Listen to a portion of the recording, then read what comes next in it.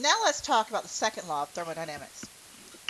I like to refer to this one as the housekeeping or teenage bedroom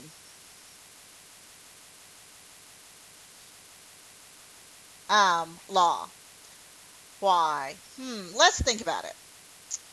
What happens to your house, or for my teenagers, what happens to their bedroom over time?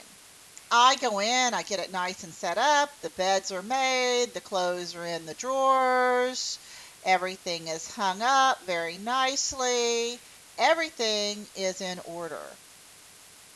I go back 1 week later, and what does it look like? It looks like a tornado has hit. There's trash on the floor, there's clothes on the floor, there are dishes sitting where there were no dishes before. Okay, so we had a little matter creation there. All right? Basically, the second law of thermodynamics explains what happens to a neat and orderly system over time. And what happens to it? Well, entropy. First, let's discuss what entropy is. Entropy is the measure of the amount of disorder of a system. So, when everything is spick and span and neat and perfect, there is zero entropy. Well, that's not very often now, is it? After a week, we have lots and lots and lots of entropy or disorder. Now, if you add kinetic energy, you remember that's going to make the molecules move more. Well, the more movement, the more entropy you have. So as you remove heat, it turns out you actually decrease entropy, because as you decrease the average speed, this decreases the disorder of your system. So the second law of thermo clearly states that and I need to put a really big all natural processes tend to disorder. They tend toward entropy.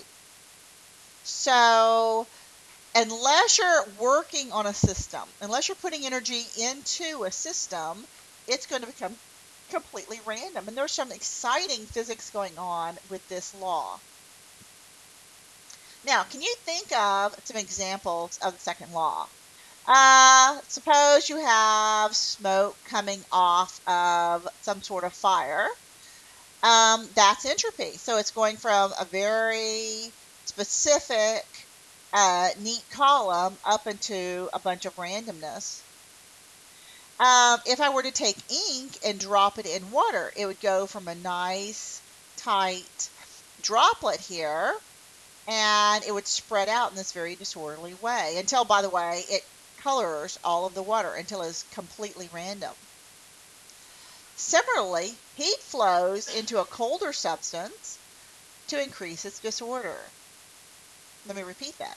Heat flows into a cold substance in order to increase its disorder. So instead of all of say I have two containers here, this one is cold, and then let me make one that's hot. Okay. You remember, heat is going to flow from higher to lower.